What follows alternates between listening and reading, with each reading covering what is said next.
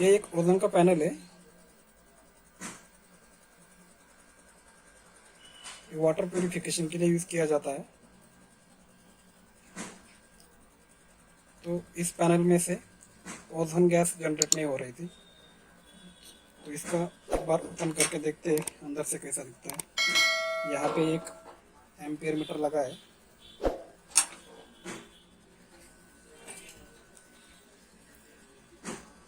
इसके बाद में इसका एक सर्किट बोर्ड है और ये जो चैम्बर है इसमें ओजोन गैस जनरेट होता है। और यहाँ पे एक हाई वोल्टेज का ट्रांसफार्मर लगा हुआ है।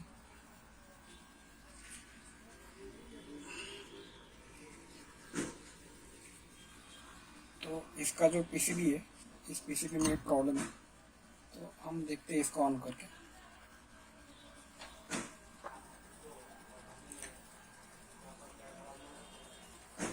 तो अभी मेंस पावर ऑन किया है मैंने। यहाँ से स्विच को ऑन कर देता हूँ। तो यहाँ पे मीटर के ऊपर कुछ भी रीडिंग नहीं दिखाई दे रहा है, क्योंकि अंदर सर्किट काम नहीं कर रहा है इसका।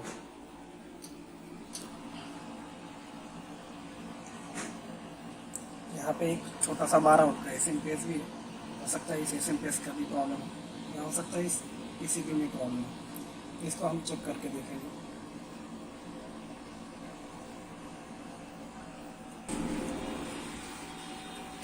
पहले हम इसका DC वोल्टेज देखेंगे।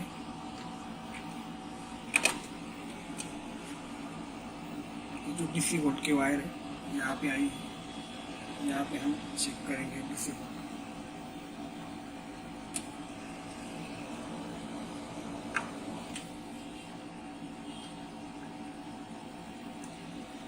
तो इसका ये जो SMPS है ये काम नहीं कर रहा है शायद। यहाँ पे इनपुट AC वोल्ट भी हम चेक करेंगे।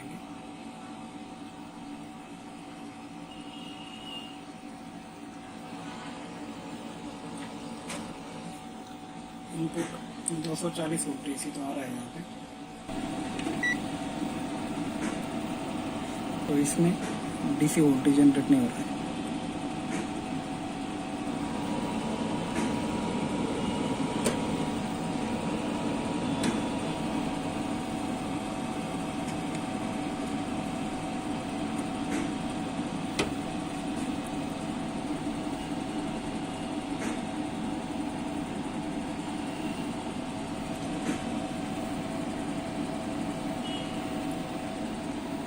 तो इसका SMPS ही खराब है। लास्ट टाइम में मैंने इस पीसीबी को रिपेयर किया था। इसमें जो मॉसफेट है, मॉसफेट चले गए थे, इसके डैमेज हो गए थे, और ये IC भी ख़राब हो गई थी। इसमें क्या होता है, ये जो ओजोन गैस बनती है इससे ये जो पार्ट्स है इसमें थोड़ा सा जंग लग जाता है। तो पहले हम इसका SMPS निकाल के इसको रिपेयर करके इसमें लगाएंगे। अभी इस SMPS को मैंने पैनल से बाहर निकाल लिया है, तो इसको खोल के एक बार देख लेंगे।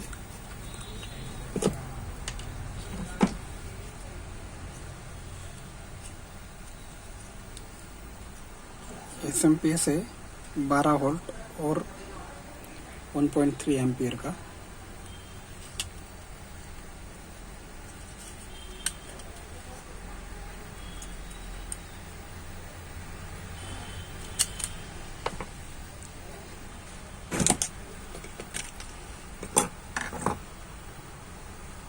ये सब ओजोन गैस की वजह से ख़राब हो गया है। इसको एक बार क्लीनर से हम क्लीन करेंगे।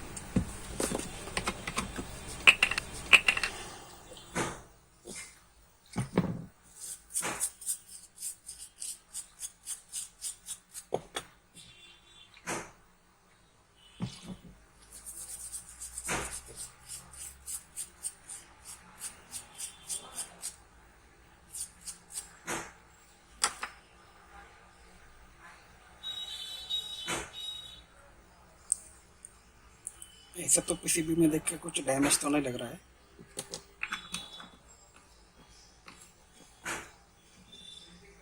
हम क्या करेंगे, इसका फ्यूज चेक करेंगे।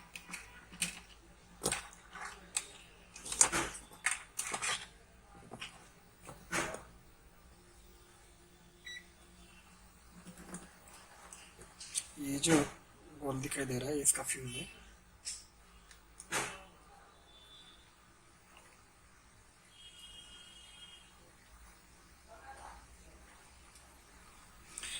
इससे पहले मल्टीमीटर को ओम के ऊपर सेट करके मुझे कंटिन्यूटी के ऊपर सेट करना होगा।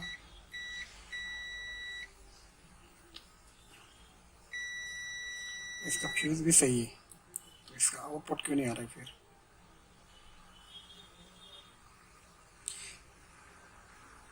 और यहाँ पे एक TNY कौन सा IC है, इसमें दिखते हैं कैमरा में।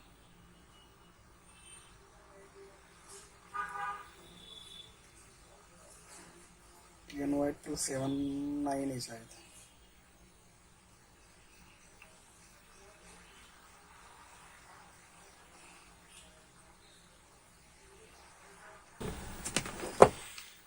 इसलिए मैं इसको यहाँ पे लगाऊंगा।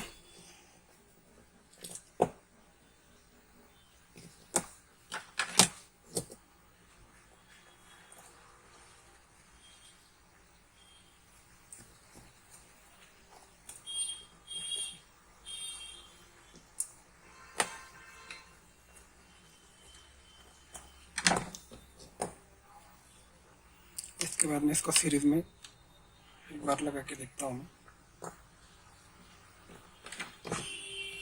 मल्टीमीटर से हम वोल्टेज चेक करेंगे। पहले हम क्या करेंगे, ये जो फिल्टर कैपेसिटर लगा हुआ है इसके अक्रॉस में वोल्टेज चेक करेंगे। ये वाला नहीं, ये वाला कैपेसिटर, ये जो है 400 वोल्ट का कैपेसिटर है, 33 माइक्रोफैराड का। तो पहले हम इसके अक्रॉस वोल्टेज चेक करेंगे, DC वोल्टेज।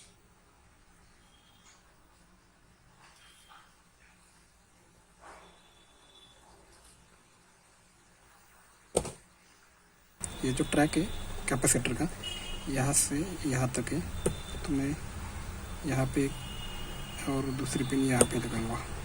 तो ये यहाँ पे DC वोल्ट ही नहीं आ रहा है। एक बार इसको AC पे, मल्टीमीटर को AC पे सेट करके इनपुट में वोल्टेज देखेंगे।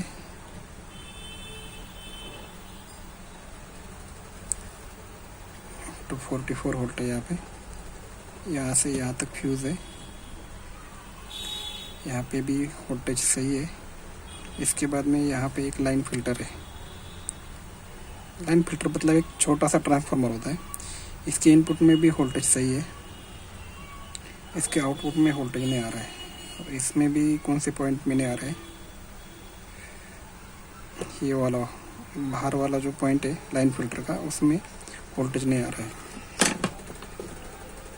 जो लाइन फिल्टर है, ये वाली वाइंडिंग शायद ओपन हो गई है। तो मल्टीमीटर के ऊपर भी हम इसको एक बार चेक करके रजिस्टर के ऊपर देख लेंगे।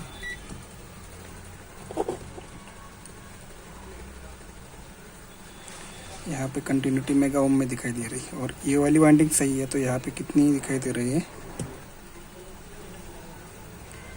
2.5 ओम, मतलब ये वाली वाइंडिंग ओपन है।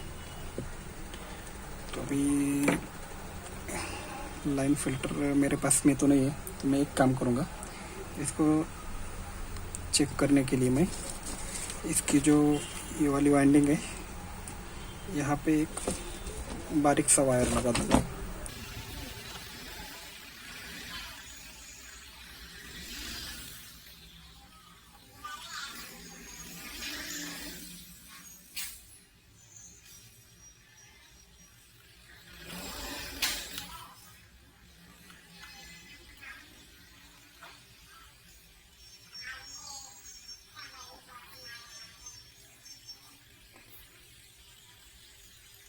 तो इसमें पतली वाली वायर मैं लगा दूंगा, सिंगल कंडक्टर यूज करूंगा इसमें से।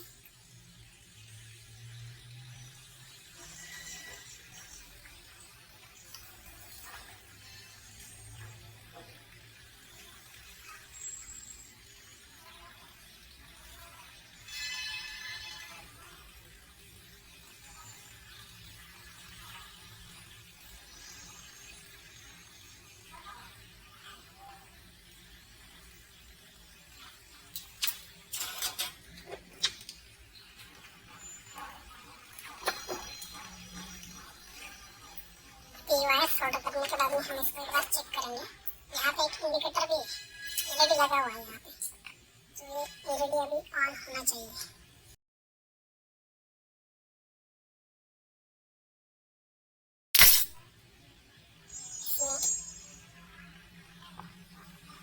शायद इसका ब्रिज रेक्टिफायर खराब है, तो सीरीज का लैम्प आधा जल गया है। ये यहाँ पे वोल्टेज भी आ रहा है, कितना वोल्ट है यहाँ पे, 12 वोल्ट आ रहा है यहाँ पे, लेकिन सीरीज का लैम्प जो है आधा ग्लो हो गया है। तो इसका ये ब्रिज रेक्टिफायर खराब हो गया था शायद, इसकी वजह से ये प्रॉब्लम आ रहा है। ये गर्म भी बहुत हो रहा है, तो इसका ब्रिज जो है इसको हम बाहर निकाल के काम करेंगे। इसको इसके अंदर ही चेक करेंगे, ये डायोड के ऊपर इसको सेट कर दो। ये कैपेसिटर की माइनस पिन है,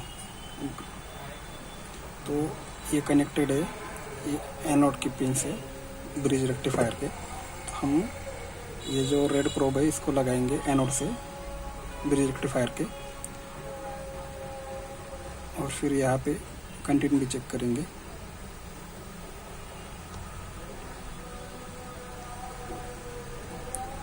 तो इसमें ये जो 1 नंबर का डायोड है ब्रिज रेक्टिफायर में, यही शॉर्ट है। तो हम इसको एक बार थोड़ा सा सोल्डर करेंगे, रस्टी हो गया है पिन इसका, तो सोल्डर करके हम इसको बाहर निकाल लेंगे ब्रिज रेक्टिफायर को, और दूसरा ब्रिज रेक्टिफायर यहाँ पे लगा देंगे।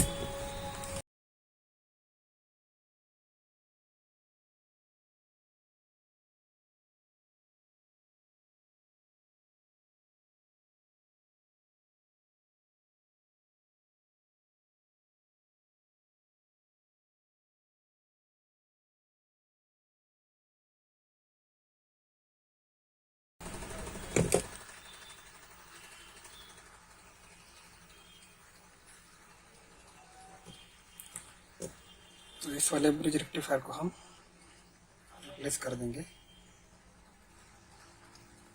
देखते हैं सेम है अपने पास या दूसरा लगाना पड़ेगा। इसमें जो 4007 जो डायोड है उसका भी ब्रिज बना के हम लगा सकते हैं।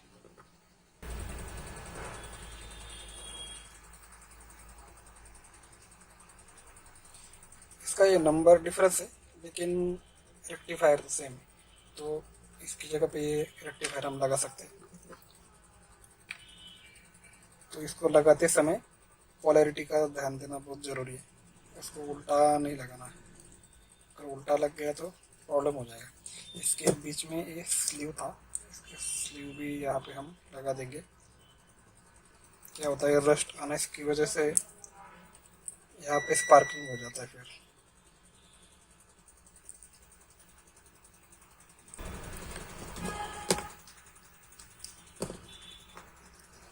हम अभी इसको सोल्डर कर देंगे और वापस से चेक करेंगे सोल्डर करने के बाद में।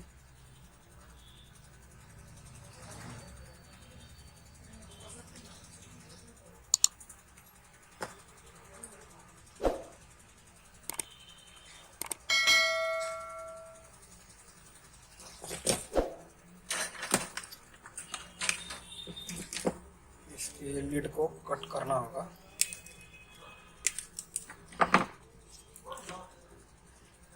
चलो हम इसको अभी ऑन करके देखेंगे। अभी ये ओके हो गया है। यहाँ पे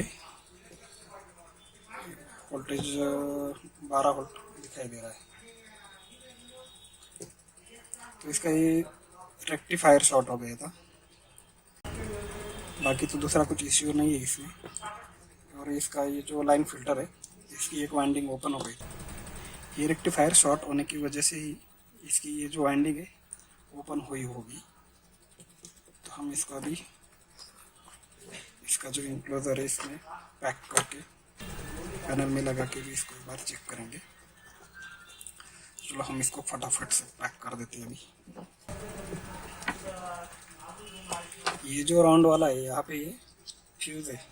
बहुत से लोगों को लगता है ये रेक्टिफायर है या कोई कैपेसिटर है, लेकिन ये एक फ्यूज़ है 2 एम्पियर और 250 वोल्ट का। ये फ्यूज भी इसका सही था, फ्यूज नहीं गया था, लेकिन इसका रेक्टिफायर और लाइन फिल्टर की वार्निंग ओपन हो गई थी।